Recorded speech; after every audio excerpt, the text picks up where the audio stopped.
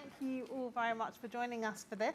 I'm Charlotte Summers. I'm the University of Cambridge's Professor of Intensive Care Medicine, and I am joined, and it is my privilege to introduce an absolutely stellar field of women physicians, who I'm going to ask to each tell us a little bit about themselves, and I'm going to start with Nita. Okay, great. What a delightful occasion, and so nice to have this safe space to speak in. So I'm Nita Faruhi, and I am a public health physician, initially a diabetologist who then switched, so switching is okay. Then I switched again and became an epidemiologist, and then I switched again and I learned something about diet and nutrition and preventive medicine. So I lead a program of research at the clinical school. I'm a professor of population health and nutrition, and if that's not enough, I also serve as the Director of Organizational Affairs for the clinical school. The clinical school is the largest of 6 schools in Cambridge, so that's about 5,000 people I'm responsible for in terms of work on equality, diversity, inclusion, work culture, and research culture. Thank you. Nancy. Hello, everyone. My name is Nancy Holkamp, and I'm going to direct kind of my comments to the students here. I am an American. I went to Wellesley College, and if you're not familiar with that, fellow graduates include Hillary Clinton and Madeleine Albright. But when I was looking at schools, I actually got accepted to Harvard and had a scholarship, and I chose Wellesley because I met some of the graduates and I said, I want to grow up to be just like that. And so if you can see it, you can be it. And we'll see if I end up turning out just like the people I admired. But it was good fortune for me that Wellesley had an exchange program with Newhall. So I did spend my junior year here at Newhall and loved every minute of it. But the important part was taking a pathology class with the medical students.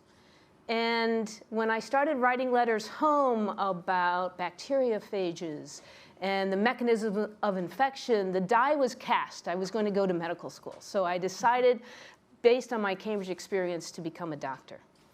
I then went to the Johns Hopkins School of Medicine, and there I was mentored by the most wonderful human being. His name was Stuart Fine. He was a retina specialist and a clinical trialist. And so I became a vitreoretinal surgeon and a clinical trialist. For those of you who may or may not know, a vitreoretinal surgeon is super duper specialized, like so many of us are. It takes 10 years after college to do what I do. And there are very few women. So when I started as a vitreoretinal surgeon, we were 11% of all vitreoretinal surgeons in the United States, women, that is. And so we created a group. I got together with my 5 women colleagues, my 5 friends, because everybody needs a friend group, and we co-founded what we call Women in Retina, and it was an affinity group. And when we started, we had people say, well, why would you want to do that? Why do you think you need that? And the people who were the naysayers were both men and women. And so we took some of the advice you've heard today, and we ignored that advice. 17 years later, our Women in Retina group, we call ourselves Winners, so it's a good acronym. Our Women in Retina group is not only successful, it's been emulated across my specialty, ophthalmology, creating affinity groups for young ophthalmologists or people who are underrepresented in medicine. And so it's been quite successful. So build on your past successes, and now our next project is something called a Women in Retina Clinical Trials Incubator. What I find out is that I'm a principal investigator in the major clinical trials in my field that lead to drug approvals, but also advances, and there are very few women principal investigators. And being a principal investigator is the path to podium. It's the path to being a professor. It's the path to being a first author on a paper. It's a path to being what's called a key opinion leader. And so right now we are launching our Women in Retina Clinical Trials Incubator. So one more comment. After doing this for 27 years, being a vitreoretinal surgeon, I'm now on sabbatical. I'm visiting professor at Roche and living in Switzerland. But the take-home message is it's never too late for a gap year. That you can change your mind and you can pivot in your career. So, Chelsea. Hi, thank you very much for the opportunity to come and speak today. I'm just going to start off by saying I feel like an absolute imposter to be here. I am not academic, I'm not a professor.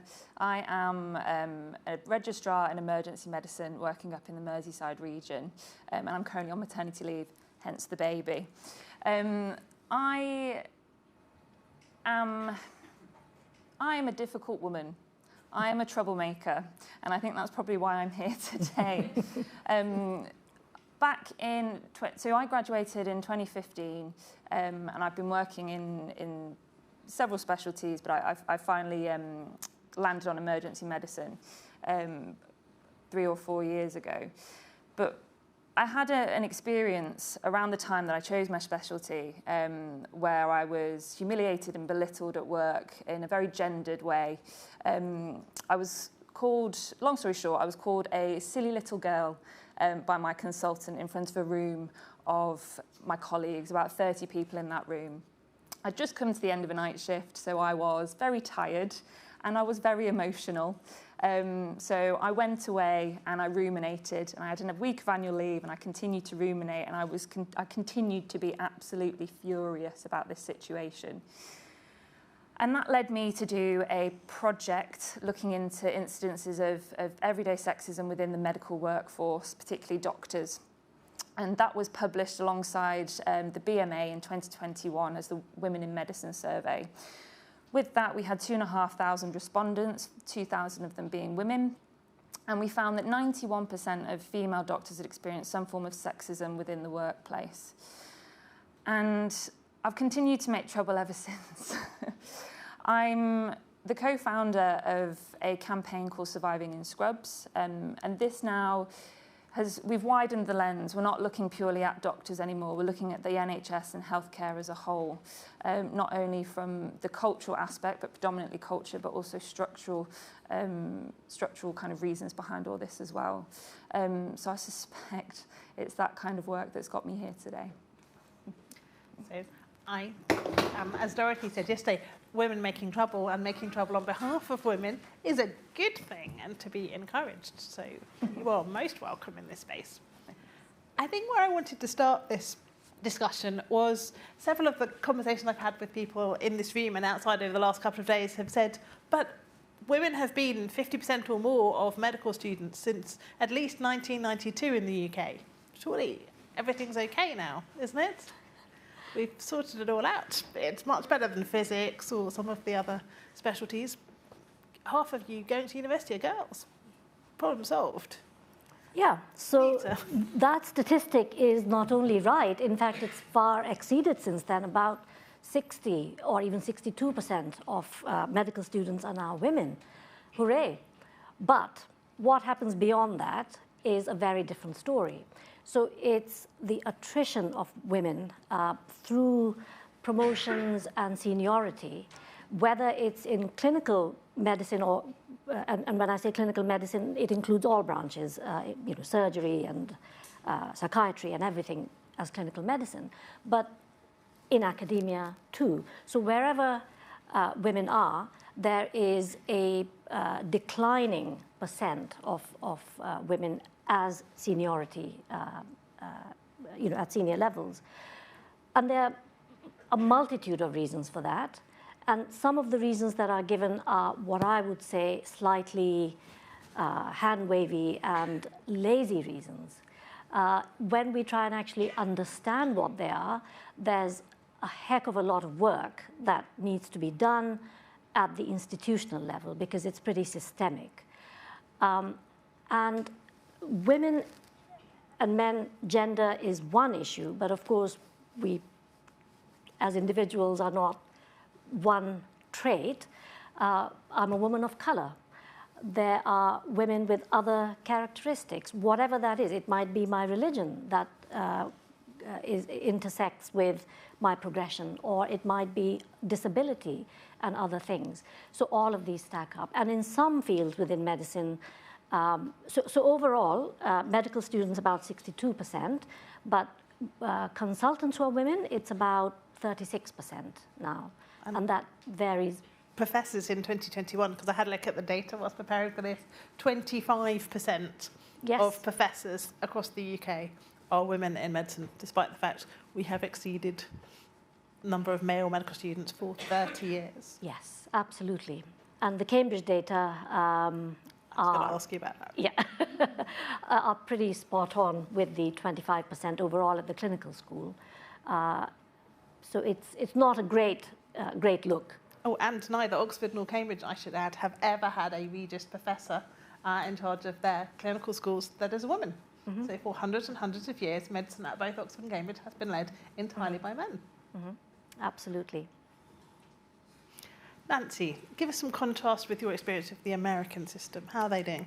No contrast at all. It's exactly the same. So women lag far behind in positions of leadership, chairmen of departments, heads of departments, first authors on papers, principal investigators in clinical trials. We suffer from the exact same problems. However, I'm actually optimistic. I'm optimistic about the younger generation. I've been interacting through Women Retina, through the Clinical Trials Incubator. I started some mentoring programs that I'm interacting with this generation of retina specialists and ophthalmologists. And what I find is that the men of this generation are different. They had mothers who worked. They have sisters who have careers. And they've chosen partners who are also successful career-oriented women. And I'm very optimistic that they will see the benefits and that they will help move this forward. But it does take time. It does take about 30 years. But I don't know, does anyone share my optimism that this next generation is actually going to do a better job than we have? I hope so. I do. Chelsea is here for decades. Women of my generation and before me kept quiet about the kind of things that she decided it was the time for action for. Mm-hmm. So yes, I'm incredibly proud. The future looks bright. Chelsea, tell us, what's going to make a difference? Oh gosh, so many things. I think what's happening now, talking about different generations, I think people in my stage of career within medicine now are talking about it, definitely. And I think we're getting to the point where we're not putting up with it anymore. I think there's a lot of other things that contribute to that with working in the NHS at the moment, but when it comes to sexism and sexual misconduct, we're not putting up with it anymore. There's been Me Too movements in other industries, and healthcare is having its moment now. We do a lot with Surviving in Scrubs. We do a lot going into medical schools, doing educational events, training, and discussion groups. And it's amazing how switched on the undergraduates are with these behaviours, with these issues. I appreciate that I am going out there and I'm talking about this all the time, but this was after I had that moment, that clarity, that moment of clarity where I was like, this is not okay. Mm. And then it's with hindsight that I look and I see, why did I put up with that at that point? Why did I put up with that at that point? All the way through my medical school career, I was told I was going to be a GP. At the time, wanted to be a GP. Didn't want to for other reasons later on in life. But, you know, we're limiting women from day one. But now things are changing. And that is with the culture, with people talking, with the sisterhood within medicine, I think. And it's exciting. Very, very exciting. Can I just add to that? So I should have said in the earlier part that I moved to England from India when I was 14. When I wanted to when I expressed the wish that I want to study medicine, the school was good and they encouraged me, but when I went to a careers fair, I was told, look, you've come from India, there's just no hope, you are never going to medical school. Think about nursing, think about physiotherapy. Medicine is too far-reaching a goal for you. I had the same advice. Right, there we go, makes the two of us. Then when I was at medical school, the training was great, I absolutely loved it. Doing an intercalated degree gave me lots of ideas about going into academia later. But when I became a doctor and I was on the wards, it's a two-sided pressure, because you have the societal pressure, you have the pressure within the medical profession, and then within academia, you have other pressures in terms of the research culture and its potential toxicity. So as a junior doctor, it wasn't only the medics and the sexism from the medical system, but it was also from the patients. Yeah. So on a ward round, when I was a registrar, they would look to my male colleagues and say, what do you think I should do? And then they would say, well, she's in charge. And then they would still look at the male junior doctor, yeah, etc. So, and at that point, we did nothing about it, because we just felt, oh, well, you've just got to, shut up and put up. So I think it's really wonderful that the climate is changing. But again, I feel it shouldn't be left, the onus should not be, the responsibility should not be with the individual. I think the system needs to enable, normalize the conversations, and that aggression, etc., is not okay. So I think we need to work a lot more on that, I feel, at the moment. And we need to make sure the conversation is not framed as it being a women's issue. Mm-hmm. We are not the problem, it is very much the system. Mm-hmm. So how are we going to change it? What do we need to change? Nancy, what do you think?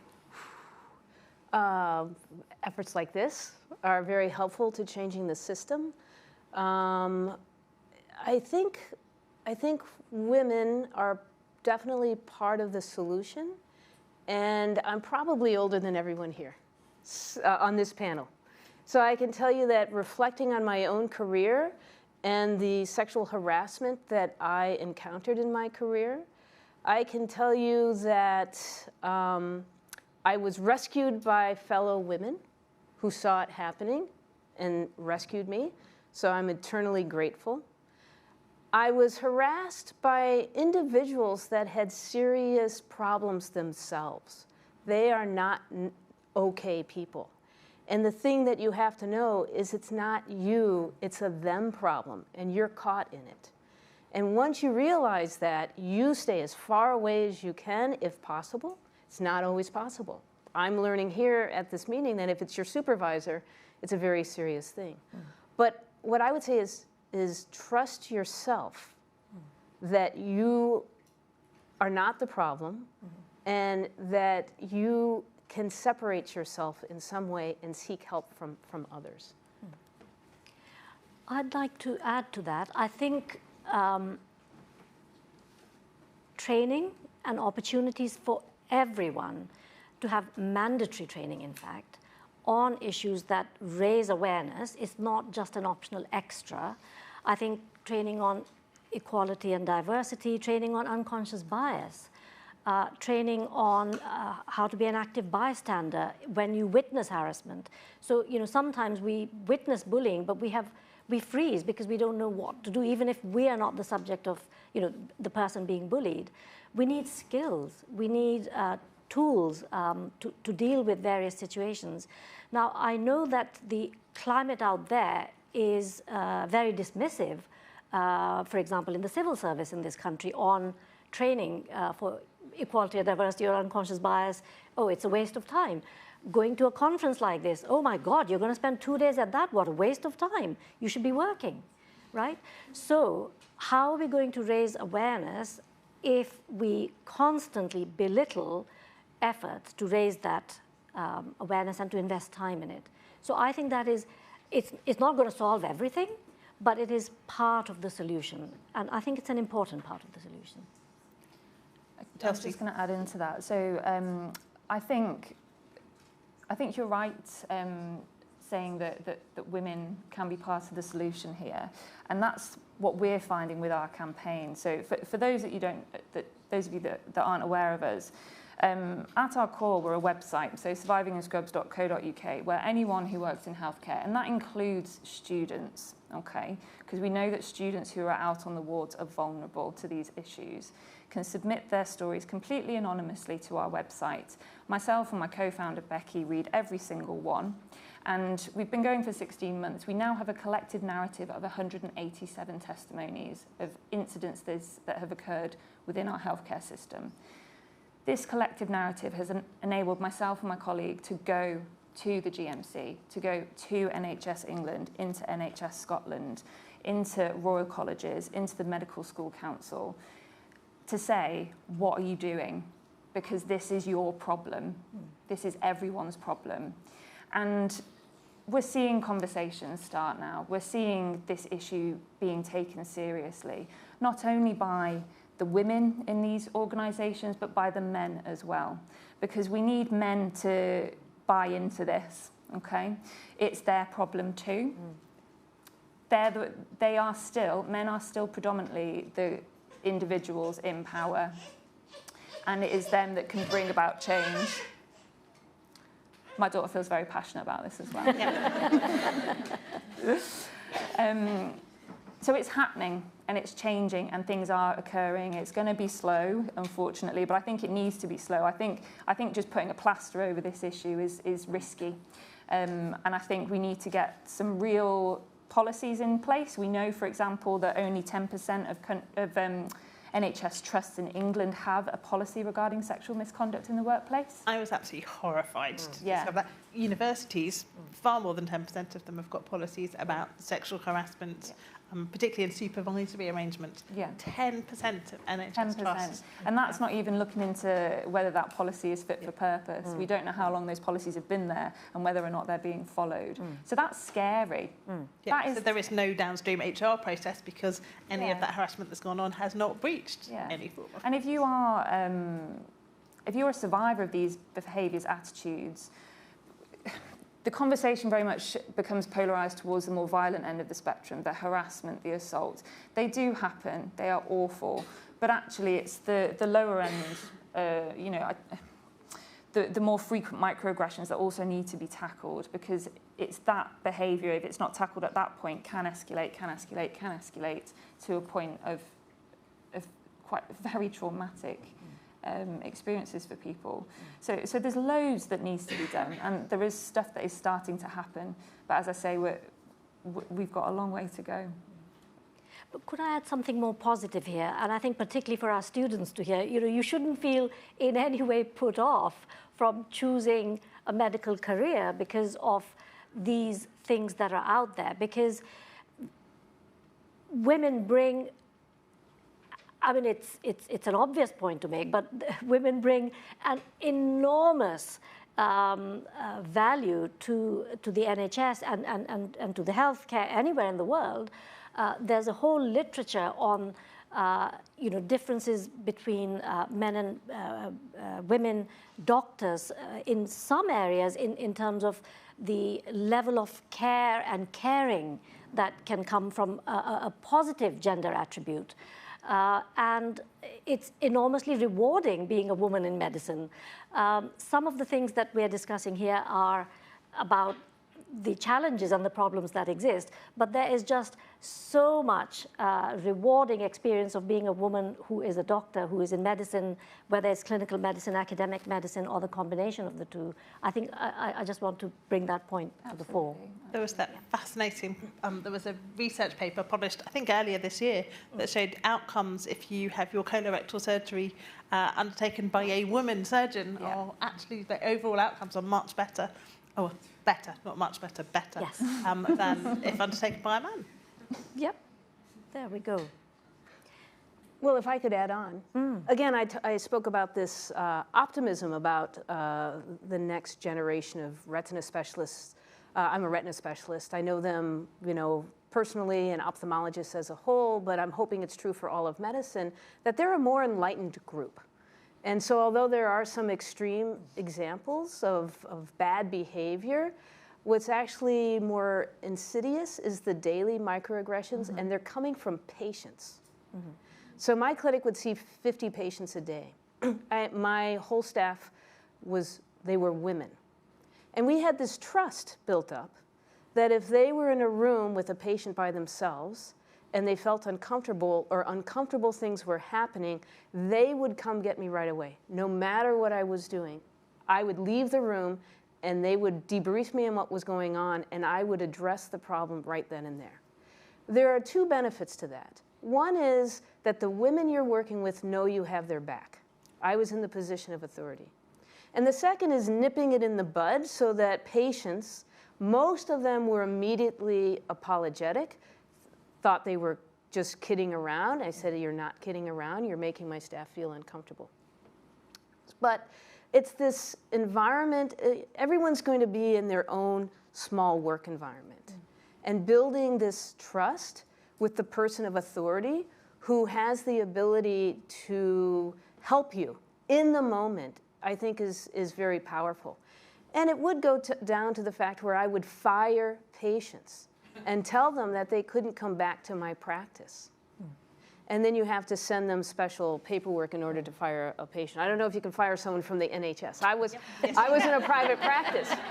But it's about identifying it, acting in the moment, being quite clear about what's acceptable and not acceptable behavior in a professional environment. And I found that worked for me. Yeah, absolutely. So hospital trusts do have processes whereby they can tell patients, thank you, but your healthcare needs to be provided somewhere else. I was previously stalked by a patient, and so the hospital at which I work had to go through that process and say, thank you, but you are not welcome here anymore. And another example of that is if patients insist that they would only see a male doctor or a white doctor, you know, and patients do ask for that. They refuse to see a doctor of color sometimes. So many trusts now operate. I don't know if it's universal across all the trusts in the NHS yet, but some trusts have a written policy that a physician is a physician regardless of what personal attribute they come with. And you get to see a physician when you come here. So now would be a good time, I think, for us to take some questions, if we've got any questions. Yes. Great. Shall we start there in the middle, if that's okay? I think there should be a microphone coming shortly. There's a hand up just there. Hi, my name's Sarah and I go to Morpeth School for Girls. I'm currently in sixth form, and my question was, what advice would you give a 16 or 17-year-old who wants to go into medicine? That kind of thing. Who wants to say that? Chelsea, do you want to? You're closest to, I suspect, that stage of your career. Oh, I'm not that close.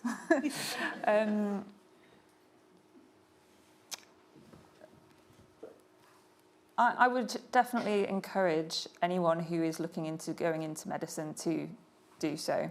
I'm aware that I come with quite a lot of baggage in terms of what I'm talking about, but it's an absolutely wonderful career. I love my job, absolutely adore it. In terms of what to do at your stage, I'd go and try and get some work experience, have a bit of a feel for different areas of medicine. We've talked about academic medicine, clinical medicine, both of which have huge breadth. Just to go and see what is out there and what it's like. I probably shouldn't admit this, but I don't come from my parents didn't go to university. They're very hardworking. They are fantastic parents, but I didn't really know anything about university. The only reason I thought about medicine as a career is because they used to watch Casualty on a Saturday night. And I then went and I did some research, and I realised, actually, no, it's not like that. And I didn't have... Okay, I've now ended up in emergency medicine, so I obviously do like a little bit of drama. But you know, it's those daily interactions that you have with patients. It's the conversations that you have in terms of health promotion, or just really getting to the understanding of why they've come and what their issues are and why they need to be seen. That I think is actually the real magic of medicine, and that's the stuff that you can't read in a textbook. You have to go and you have to give it a go and you have to feel it. So try and get as much experience as you can. I could add to that. Everything she said, plus. I would say make sure it's something that comes from within and not because parents or aunts and uncles or whoever else suggest or even put pressure on, because that does happen. So make sure it's something that interests you and fascinates you, and then absolutely seek to do the work experience. There are some practical aspects to somebody who is thinking about applying to medicine, because you really, from the age of about 16, do have to start looking at that personal statement aspects. So, the work experience is part of that, and certain other things which schools can advise on, for sure. But then there are the aspirational and emotional sides to it as well, which are the things that I think you really should hang on to. As a career, it's incredibly rewarding, and I wouldn't change it for the world. And it gives you so many options. Within medicine, it's a vast, vast field. You can be totally at the coalface day in and day out. You can be totally lab-based. You can never see a patient. You can only see patients when they've died. If you're a pathologist, you're looking at tissues. It is just so vast. The world is one's oyster. I think I would add that there are lots of motivations for going to medical school, and actually mine is probably closer to Chelsea's than perhaps Nita's, in that I went to medical school because the school careers teacher told me I couldn't. At that point, I had never thought about really seriously about being a doctor. They said, oh, you had to go see them when you were 16. And I said, well, I thought I might I quite like science, I'd wonder about medicine. Yeah, sorry, you can do nursing. That would be a really great job for a girl. Mm-hmm. And so I wasn't one of the people who went to medical school because I'd always wanted to be a doctor. I was just a really horrible stubborn teenager who no was not a word that I was really familiar with wanting to accept. But I had the best job in the entire world. I would not do anything else. I spend half my time seeing patients and the other half of my time doing research and running a research institute and teaching and working with amazingly smart people. It's a huge privilege to stand alongside patients, in my case, I do intensive care, at some of the most difficult times of their lives, both them and their families, but also to work with young people who are learning all about science and the enthusiasm and the brilliant things that we can do to change the world over time. But I came from a place of thinking, I'm doing this because you told me I can't. You can grow to love it too. So I'll just round out the conversation by telling you a story. I have an identical twin. I call her the smart twin. She became an investment banker, and I became the retina surgeon. And she retired a long time ago. But she never loved her job. I love my job. I make a difference in people's lives every single day because vision is so important. That she never loved her job. And it's so great that at these 2 days of the STEM conference, I've seen astrophysicists talk about how much they love their job. I've seen everybody else in the STEM field talk about how much they love their job. If there's one universal take-home message from these 2 days for me, is that we have the best jobs in the world. So if you feel that way about medicine, then go into medicine. Because that's where we all are. So I think there were lots more hands. So let's come to down here. And then we'll go back up there. And I think then there's some more people. Thank you so much, all of you, for being here today. I am a scientist by training, and I work in the medical spaces, so clinical neurosciences. And I'd like to just ask your opinions on kind of the implementation of policy, because it's great to have these policies of kind of reporting sexual harassment or reporting kind of any adverse events that you might experience. But I know through my own personal experience and experience of others that even once you go through kind of the process of reporting something that happened to you, you can kind of just get shuffled on to the next person and the next person and the next person. And even along my personal experience, I was accused of being like emotional and essentially gaslit into experiencing something that I feel was really kind of disrespectful within kind of the male areas that exist in medicine. What are your experiences, and perhaps Chelsea, maybe you specifically, because you've been through the reporting process, on actually implementing the policies that do exist? Because I feel like at the end, some of the victims may just end up being kind of gaslit and feel like humiliated throughout the entire experience without any actual change. Yeah, so first of all, I just want to say I'm really sorry to hear that you've been through that. I myself have had similar experiences, and I've spoken to lots of people who've had similar experiences. I think the issue is that there aren't enough policies out there, and the implementation isn't quite yet happening. I think what is positive is that these conversations are happening, and women are supporting women through these issues. It shouldn't be put on our shoulders, it shouldn't, but unfortunately that's where we are at, and we are having these conversations. The organisations that are responsible for healthcare staff, so your Royal Colleges, your regulatory bodies, the trusts themselves, employers, etc., are starting to listen, they're starting to change, they're starting to implement policies. But you're right, the policies, first of all, need to be fit for purpose, and they do need to be implemented in a way that is supportive and is psychologically safe. And that is something that we are very much campaigning for as an organisation, and it is also it's part of our kind of educational package that we are going in and talking about with these organisations. So I don't really have an answer, if I'm totally honest. All I can say is that this is happening, and hopefully it will change. Unfortunately, it doesn't help people at the minute, or people who've had these issues in the past. But I'm hopeful, and I think hope is quite powerful.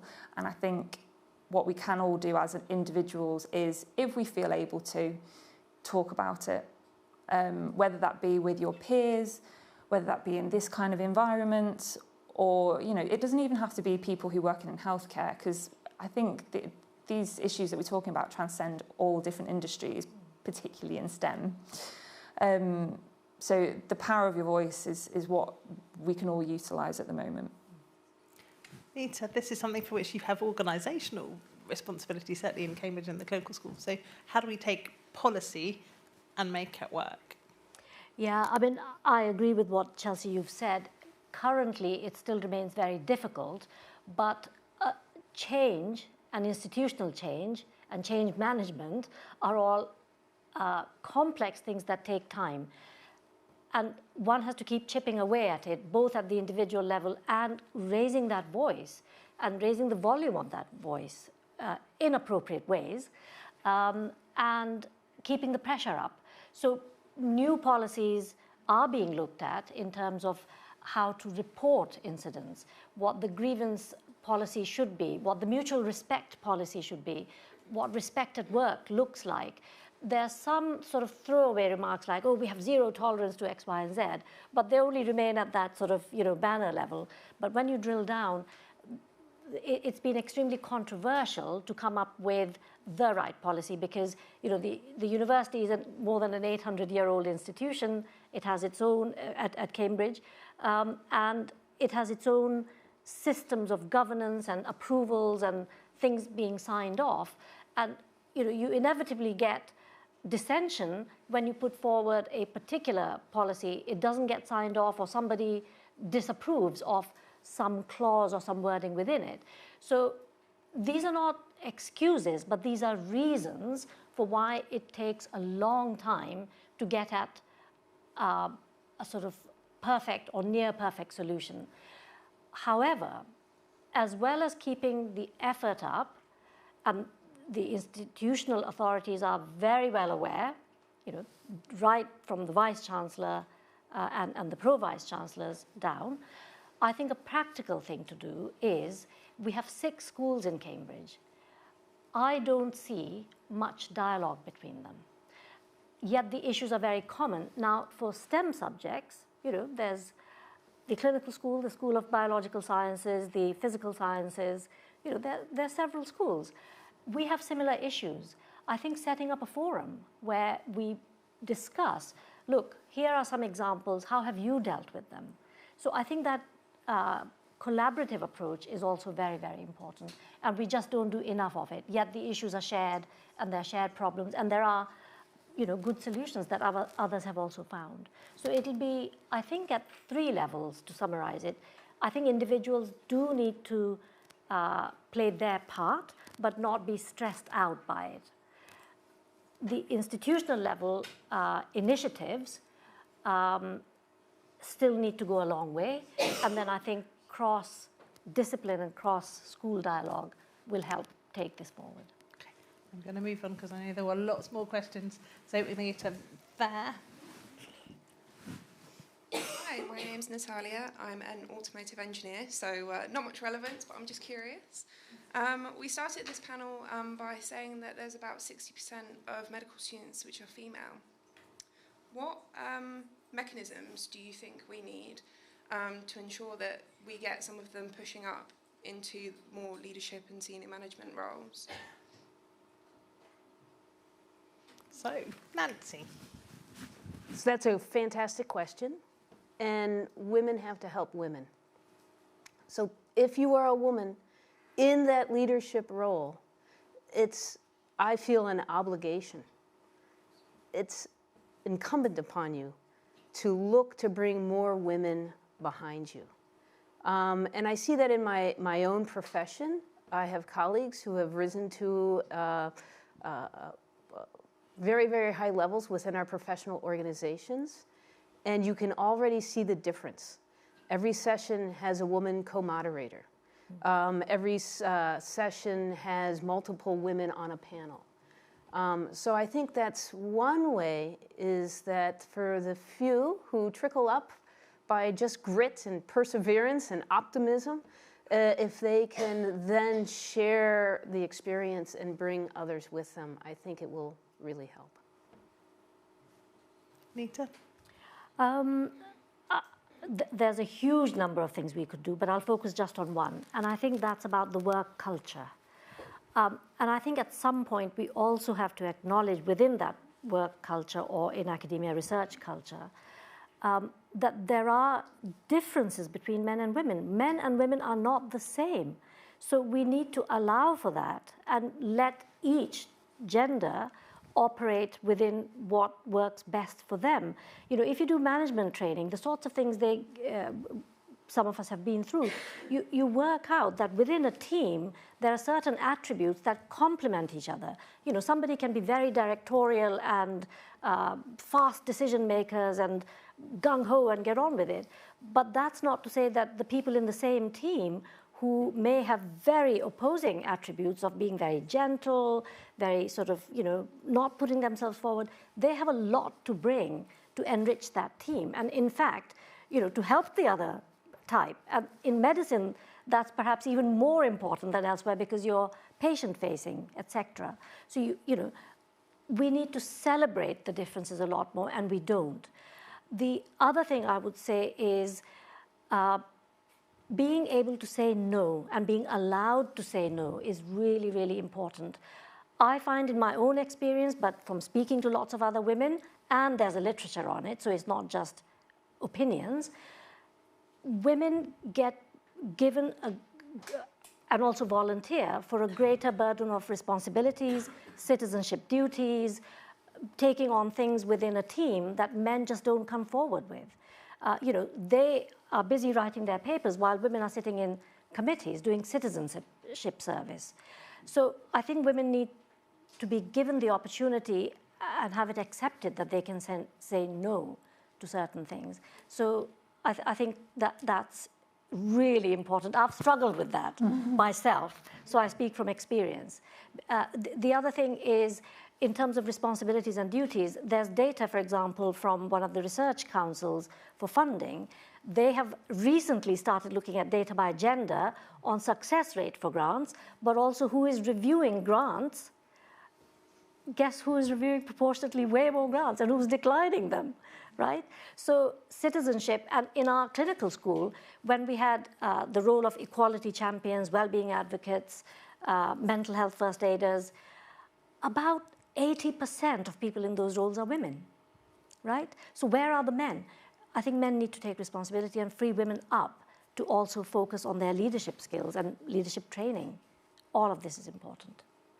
Chelsea, you're already leading, but what would help you progress and grow and assume more leadership? So basically just what you've both said. I've come to the conclusion that women can have it all, but I cannot have it all at once. I'm on maternity leave, and so this is the way my brain works, and I think this is the way that a lot of women's brains work in terms of, you know, I've got to excel, I've got to be as good as the men. But we know that women need to, you know, we think that we need to hit 100% of criteria for job applications, and men will reply with only about 50%. So I'm there thinking, right, I'm on maternity leave, so I'll tell you what I'm going to do. I've got 48 hours a week there where I'm not in work, because my baby's going to be perfect and she's going to sleep all the time. So what I'm going to do is I'm going to do a master's. Right, brilliant. I started that has since paused. I'm going to start an organisation and a campaign, and this is what I'm doing now. And you know, I'm able to manage that because I'm collaborating with other women and I'm working with other women. I brought my mother here with me today, who is dealing with baby outside, and she's supporting me. But I've got a partner in this, and she is supporting me. I've got supervisors in my clinical job role who have supported me and advised me of what to do when I come back. They've told me to go. I've gone less than full time when I go back. You know, the training structures in medicine are changing now, that you can go less than full time. So being part time at 40 hours a week is a different ramp for a different time. But you know, that is easier to do now, and we know that women are more likely to do it because we know that women do deal with the burden of caring responsibilities or parenting responsibilities, but we're also seeing more men do it as well. And I think we do need to start seeing men take on more of the other stuff, like you say, to free up as women, whether that be the household kind of roles, so that we as women can then do the stuff that lights our fires, the leadership, the education, the academia. And, you know, again, it's changing, and, you know, I'm hopeful again. So I know there are loads more questions, but we may have to have those over tea. And I suspect we'll all be very happy to talk to anybody over tea if you want to. But just to close out, 1 minute from each of you on, if you had one thing that you could ask for, your manifesto kind of thing about making medicine better for women, what would it be? Nita. Accept that men and women celebrate the differences and support women. One thing? One thing.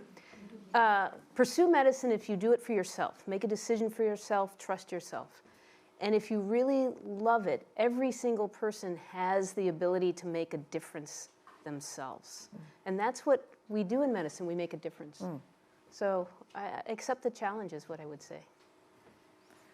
Chelsea. Oh God, I've got no idea.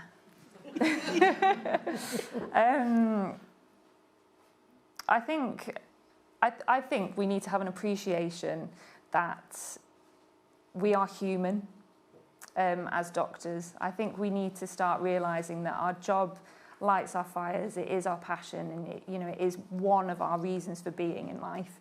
But actually, I think as a collective, we need to realise that it is a job. It is just a job. It may be a vocation, but it is just a job. And I think when we start having that perspective, I think there will be more equality coming through, because we will value home life, we will value motherhood, we will value academia, we will value leadership and all those additional things on top.